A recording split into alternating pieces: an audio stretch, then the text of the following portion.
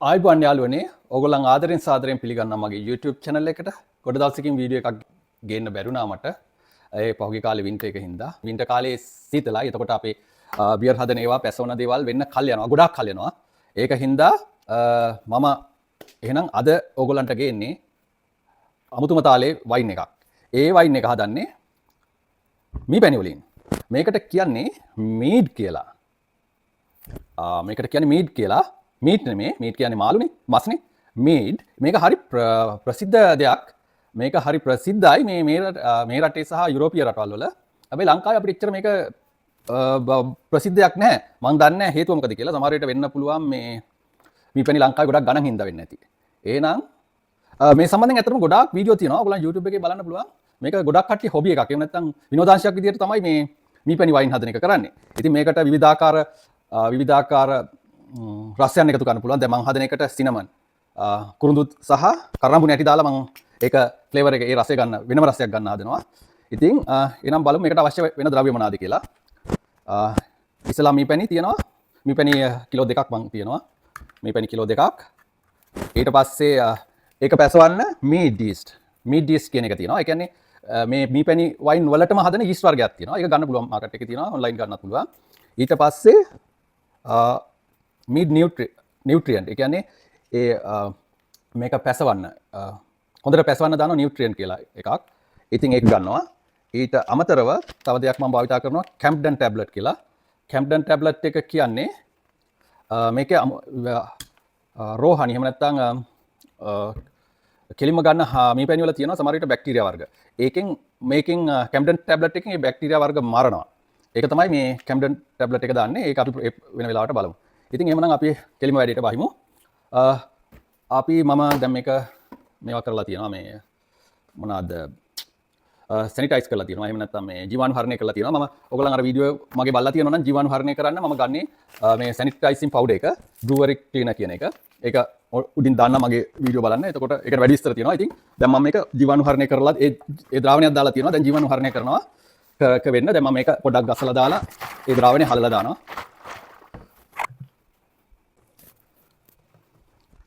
හරි එහෙමනම් මම ලීටර් 6ක් ඒ කියන්නේ මේ ගන්නේ කිරීම අනුව 1 ලීටරයකින් 1 කිලෝ එකකින් මීපැණි වයින් ලීටර් 3මාරක් හදන්න පුළුවන්. ඒකට මේ දෙකෙන් ලීටර් 7ක් හදන්න තමයි බලාපොරොත්තු වෙන්නේ.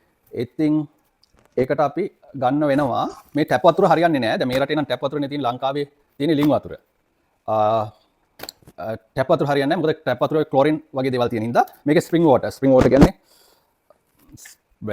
නැචරල් වෝටර් එකක් තමයි මේ බොක්ස් එකේ තියෙන්නේ. දැන් මම මේකෙන් ලීටර් 3ක් විතර දා ගන්නවා මේකට. භාගයක් වෙන දාමු. ඉතින් ඒකට මම මේ සැනිටයිස් කරපු දේවල් ඔක්කොම තියෙන්නේ. මෙතන පොඩි මිලිලීටර් 500ක් වගේ එකක පාවිච්චි කරනවා මේක මිලිලීටර් 500යි ලීටරයයි.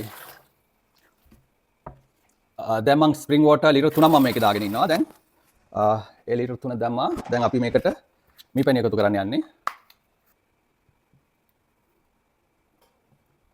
දැන් මම කරන්නේ මේක කලත ගන්නවා. ලීටර් කිලෝ එකක් දැම්මා. දැන් මේ ඔක්කොම සැනිටයිස් කරලා තියෙන ජීවාණුහරණය කරපු හැන්දා මම පාවිච්චි කරන්නේ. ඔයගොල්ලන්ට පේනවා නම්. ඒ අතරතුර මම මේකට දිය වෙන්න මේක ඇතුලේ තියෙනවා දිය වෙලා යන්න මම තව ලීටර් භාගයක් දා ගන්නවා.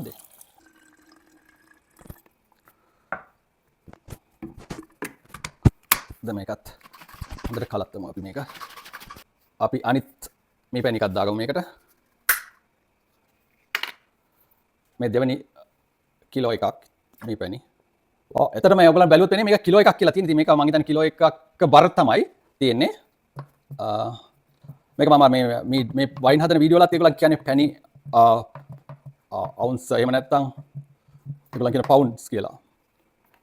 ඒ වලින් තමයි කතා කරන්නේ. මේ ඉතින් බර ප්‍රමාණය තමයි අපි බලන්නේ. අපි ඒක මික්ස් කරගමු ඉතුරු වතුර ටිකට ලීටර් භාගයට.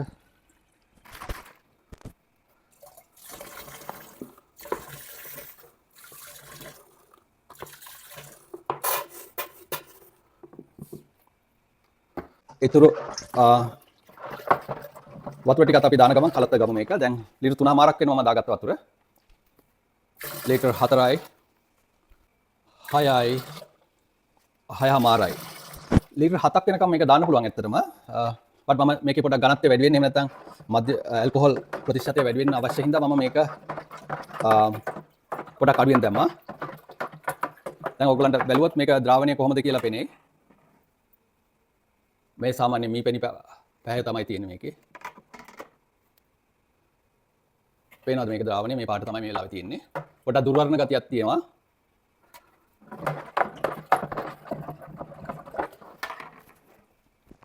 ඊට පස්සේ අපි කරන්නේ මේකට මම කිව්වා වගේ අර මේක තියෙන මේ නැචරල් හනි එහෙම නැත්නම් ස්වාභාවික මීපැණි ගත්තාම ඒකේ තියෙනවා කියනවා ඒගොල්ලන් මේ බැක්ටීරියා වගේ වර්ග තියෙන්න පුළුවන්. ඒකින්ද මේ කැම්ඩන් ටැබ්ලට් එකෙන් මේ බැක්ටීරියා මරණ එක කරනවා. ඉතින් මේක එක ටැබ්ලට් එකක් අතර මේ ටැබ්ලට් භාගයක් විතර වගේ වෙන මේක කුඩු කරලා මේක ඇතුළට හලන්න ඕනි. ටැබ්ලට් එකක් ගමු. මේක තමයි ටැබ්ලට් එක. ඉතින් මේකෙන් භාගයක් වෙන අරගෙන මේක මම කුඩු කරන්න ගන්නවා මේ පොඩි පොලිතින් බෑග් එකක් වගේ එකක්. ඒක එතකොට ආක යන්නේ නැහැ. ක්‍රෂ් කරලා මම දානවා.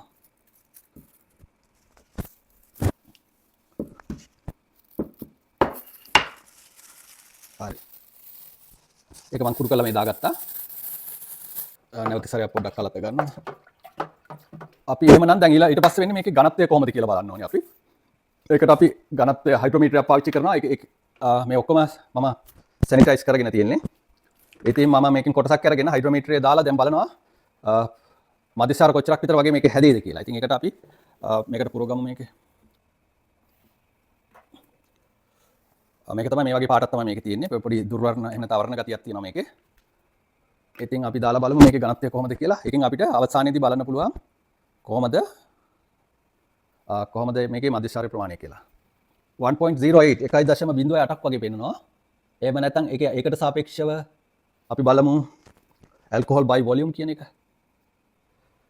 10ක් වගේ පෙන්නනවා. 10ට පොඩ්ඩක් වැඩි.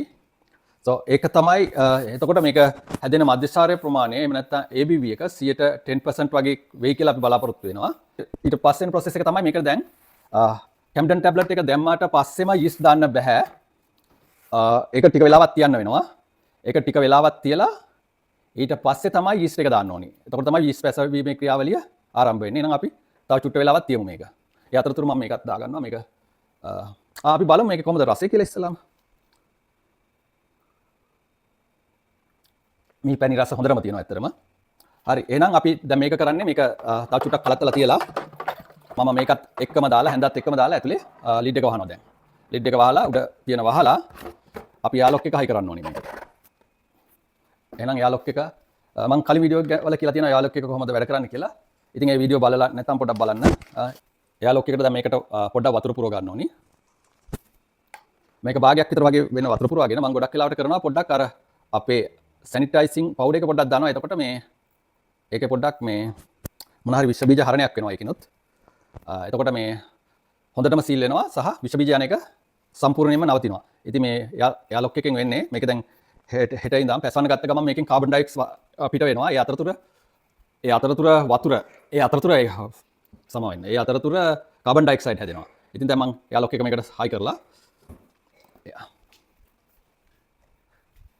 මේක උඩ ලිඩ් එකක් තියෙනවා ඒක වහලා මොකෙක් හරි බග් කෙනෙක් එහෙම නැත්නම් සත්තු යන එක වැළක්වනවා මේකෙන්. එතකොට මම දැන් මේක කරන්න යන්නේ හෙට වෙනකන් තියනවා මේ අඳුරු සහ සීතල තැනක. එහෙනම් මම හෙට ඉඳන් මේ වීඩියෝ එක ආපහු කන්ටිනියු කරනවා. හරි යාළුවනේ එහෙනම් මේ කැම්ප්ටන් ටැබ්ලට් එක දාලා දැන් ටික වෙලාවක් මම මේක තිබ්බා. දැන් පැය 6ක් වගේ වෙන්න තියලා තියෙනවා. දැන් මම ඊට පස්සේ කරන්න යන්නේ යීස්ට් නියුට්‍රියන්ට්. ඒ කියන්නේ යීස්ට් පැහැවන්න උදව් වෙන මේ යීස්ට් නියුට්‍රියන්ට් කියන එක මීඩ් වලට. එහෙම නැත්නම් මේ පැණි වයින් හදන්නම හදන යීස්ට් නියුට්‍රියන්ට් එකක් තියෙනවා. ඒ කියන්නේ ඒකෙන් කරන්නේ පැසවන එක තවදුරටත් වැඩි කරනවා. ඉතින් මේ කොටස් දෙකකට මම දානවා මේක. දැන් අද දාලා ඊට පස්සේ දවස් 5කට පස්සේ දානවා ඒක. දැන් මේක දාන්නේ යීස්ට් එක දාන්නේ ඉස්සෙල්ලා. මේකේ පැකට් එකේ ග්‍රෑම් 10ක් තියෙනවා. මං ග්‍රෑම් 12ක් තියෙනවා. ග්‍රෑම් 6ක් වෙන්න වගේ දානවා මේක දැන්. දැන් මම මේක නැවත පොඩක් කලත්තලා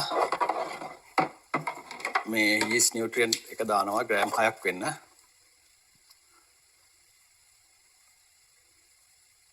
ග්‍රෑම් 6ක් වෙන්න තියෙනවා. ඒක දැන් මම ආපහු දාලා කලක් වෙනවා. හරි. දැන් මේක මතු පිටට මම යීස්ට් දාන්න යන්නේ. මේකත් ඇවිල්ලා මේ එහෙම නැත්නම් මේ පැණි වලින් හදන වයින් වලටම හදපු යීස්ට් එකක්. මේ කියන්නේ මීඩ් යීස්ට් කියලා. මේකේ ග්‍රෑම් 10ක් තියෙනවා. ග්‍රෑම් 10න් මම ග්‍රෑම් 5ක් වෙන දාගන්නවා ඒකත්. දැන් මේක මතු පිටට වෙන මම හලනවා ඒක දෙක. මේක දාලා උඩ විසිරෙන විදිහට තමයි දාන්න ඕනේ. මේක කලත්තන්න අවශ්‍ය නැහැ. හොඳයි එහෙනම් දැන් මම ඒක යීස්ට් එක දාගත්තා. යීස්ට් එක දාලා දැන් මේක පුරුදු විදිහටම මේක උඩ බෝතලේ පියන වහලා අපි පැය 24ක් තියලා බලමු. කොහොමද මේක පැසවන විදිය කොහොමද කියලා අපි බලමු. පැය 24කින්. ඕගොල්ලන්ට පේනවා නම් මේක ද්‍රාවණය පොඩ්ඩක් ක්ලියර් වීගෙන යනවා. දැන් අපි තව දවස් කීපයකින් මේකේ කොහොමද ඝනත්වය කියලා බලමු. මම ඒ අතරතුර අපි කුරුඳු කෑල්ලක් කරාඹු නැටි ටිකක් දාගන්නවා. මේක ඇත්තට මේක දාන්න තිබුණේ ටිකක් කලින්. හේතුව එතකොට තමයි හොඳට මේක උරාගන්නේ. බට් මම මේ කුරුඳු වලට එච්චර කැමති නෑ. ඒකින්ද තමයි මම පොඩ්ඩක් පරක්කු කරලා දැම්මේ. ඒකින්ද ඒක කුරුඳු සුවඳ පොඩ්ඩක් අඩුවෙන් එයි මේක අවසානයේදී. එහෙනම් අපි නැවත මේක සීල් කරලා තියමු. තව දවස් දෙක තුනකින් අපි බලමු මේකේ ද්‍රාවණයේ ඝනත්වය කොහොමද කියලා. ඊට පස්සේ අපිට ගන්න පුළුවන් බොටල් කරන්න කියලා. එහෙනම් සීල් වෙන්න මේක හොඳට සීල් වෙන්න මූඩි හයි කරලා අපි තව දවස් දෙක තුනකින් බලමු මේකේ ඝනත්වය කොහොමද කියලා. ඊට පස්සේ අපි මේක බෝතල් වලට අසුරන වැඩේ කරන්න පුළුවන්. එහෙනම් ආයිබන් යාළුවනේ මේ සති 3කට පස්සේ අපේ මී පැණි වයින් එක ඉතින් සති 3කට පස්සේ කොහොමද කියලා පොඩ්ඩක් බලන්න මේක. මේක දුර්වර්ණ එකක් තිබුණේ හින්දා දැන් ඔයගලන්ට පේනවා ඇති මේක අවර්ණ වීගෙන එනවා. අපි කරඬු මුංගු කරාඹු නැටි දාලා තියෙනවා මේකට සහ සිනමන් කුරුඳු දාලා තියෙනවා. ඉතින් දැන් අද කරන්න යන්නේ අපි මේ සති 3කට පස්සේ මේකේ පැසවලා ඉවරයිද කියලා බලන්න ඝනත්වය බලනවා. හරිද? ඝනත්වය බලන්න යන්නේ දැන් මේක අපි පොඩි සාම්පල් එකක් අරගෙන බලමු. කොහොමද මේකේ ඝනත්වය කියලා. සහ ඒකේ අපිට කොහොමද රහ එන්නේ කියලාත් බලමු. ඔයගලන්ට පේනවා නම් දැන් මේක ගොඩක් අවර්ණ ගතියක් තමයි තිබෙන්නේ. පොඩි කහ පැහැයක් එක්ක තියෙන අවර්ණ පැහැයකට පත් වීගෙන එනවා මේක. අපි බලමු කොහොමද මේකේ රසය සහ සුවඳ කියලා. පැසෙපිට පොඩි අර රා වගේ සුවඳකුත් එනවා. රහ කොහොමද කියලා බලමු. ගොඩක් සැර ගතියක් තමයි වෙන්නේ. දැන් අපි මේකේ බලමු ඝනත්වය කොහොමද කියලා. ඝනත්වය අපිට බෝතල් කරන්න පුළුවන්. ඝනත්වය බිඳුවට ඇවිල්ලා නම් මේකේ.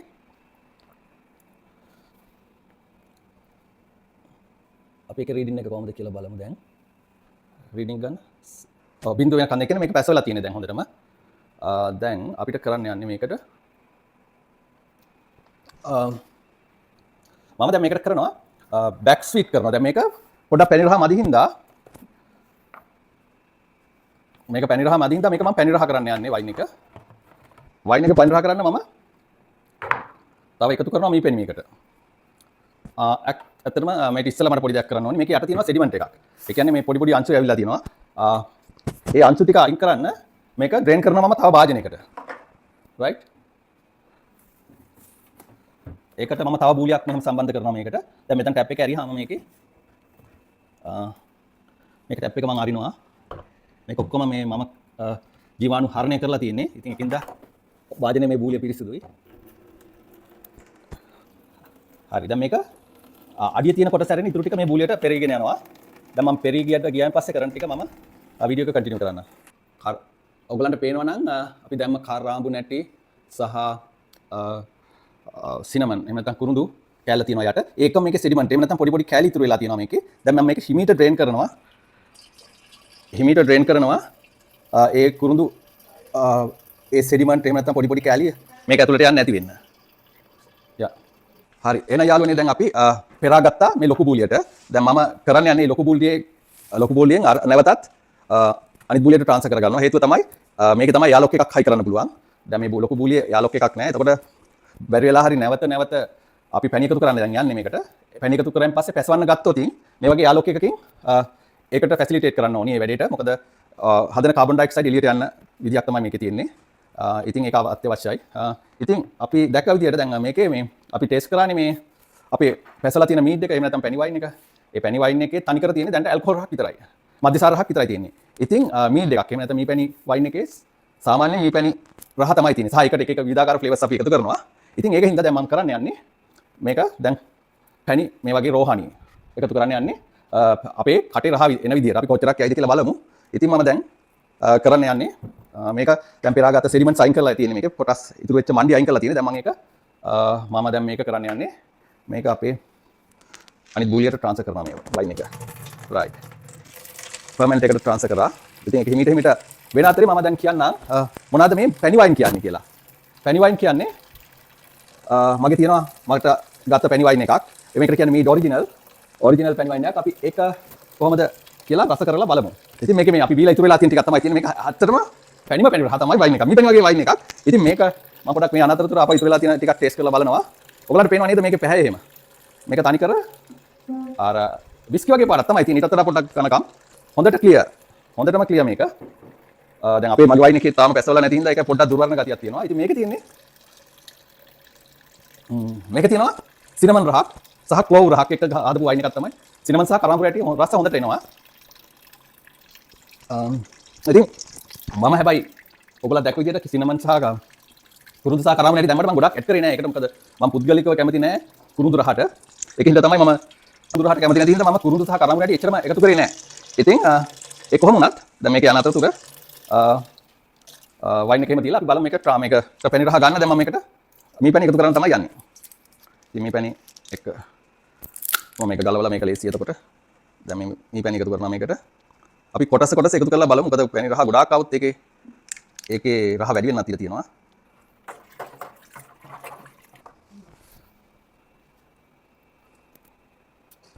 තව ගොඩක් දාන්න පුළුවන්. දැනට කියන්න ඕනේ මේක මේ තව දෙයක් අමතක වෙන්න ඉස්සෙල්ලා දැන් මගේ සාමාන්‍යයෙන් මම දාලා තියෙන යීස්ට් එක high tolerance alcohol yeast එකක්. ඒ කියන්නේ යීස්ට් එක 118ක් දක්වා ඇල්කොහොල් හදන්න පුළුවන් ඒ යීස්ට් එකේ.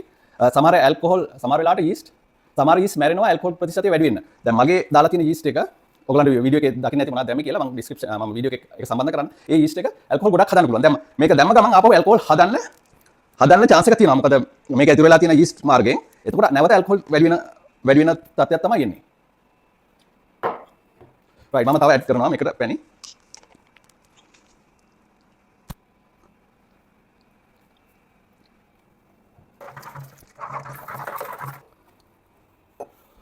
අපි බලමු කොහොමද කියලා.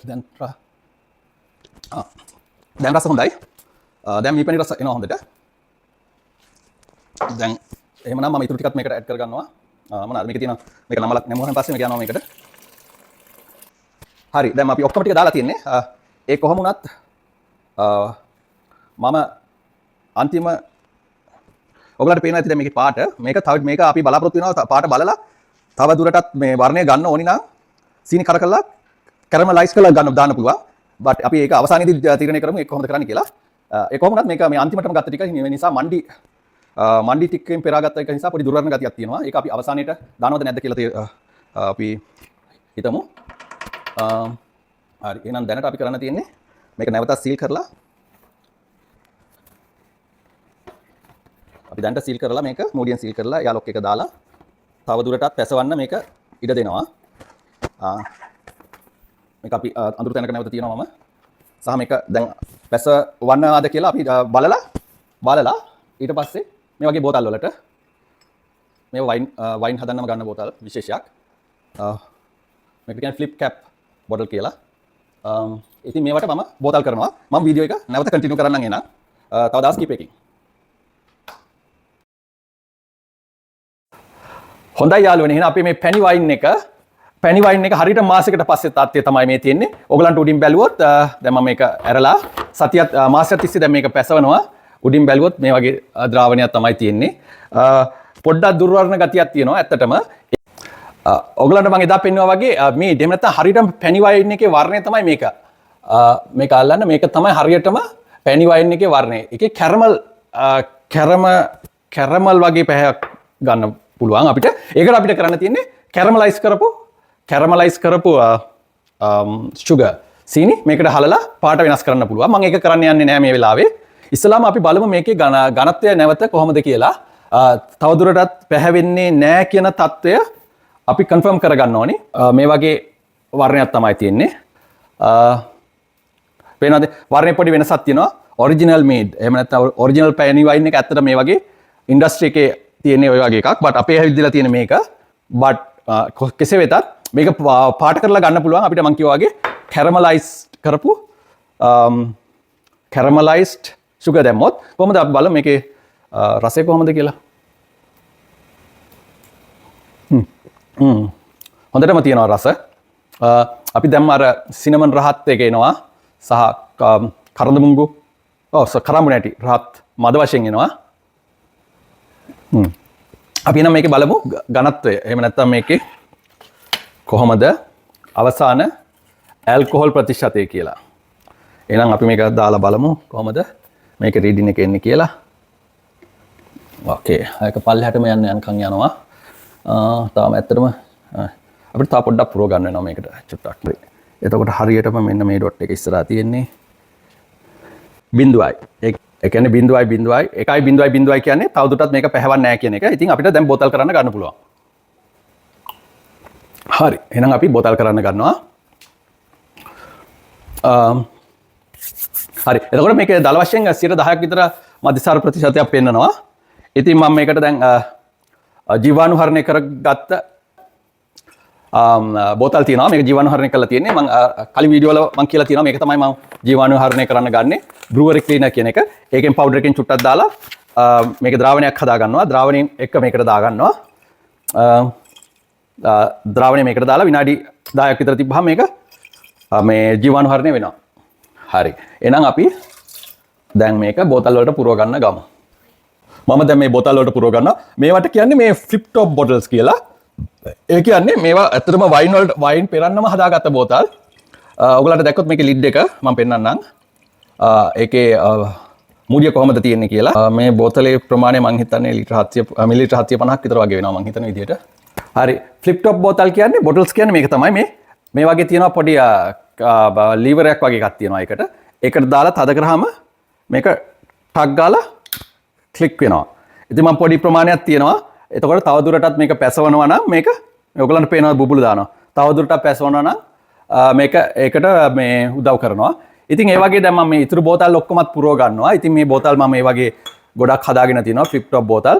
මදි වෙන හරියට මම පරණ වයින් බෝතල් වගේක් මෙතන තියෙනවා.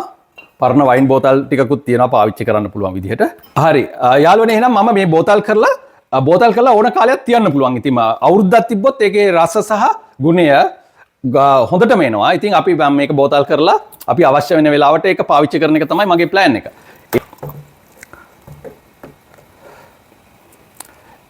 එහෙනම් මම ඔයගලන්ට විස්තර කරේ මේ පැණි වයින් හැදීමේ ක්‍රියාවලිය. පැණි වයින් එහෙම නැත්නම් මීඩ් හැදීමේ ක්‍රියාවලිය. ඉතින් ඔය වීඩියෝ එකට කැමති නම් ඔයගලන් ලයික් එකක් දාන්න, යාළුවන්ට ෂෙයා කරන්න, මගේ channel එක subscribe කරලා නැත්නම් තවදුරටත් මේ වෙද්දි subscribe කරලා නැත්නම් subscribe කරන්න. එහෙනම් මේ වගේ රසවත් වීඩියෝ එකකින් මී පැණි වගේ වීඩියෝ එකකින් අපි ආපහු හමු යමු. ජය වේවා. cheers.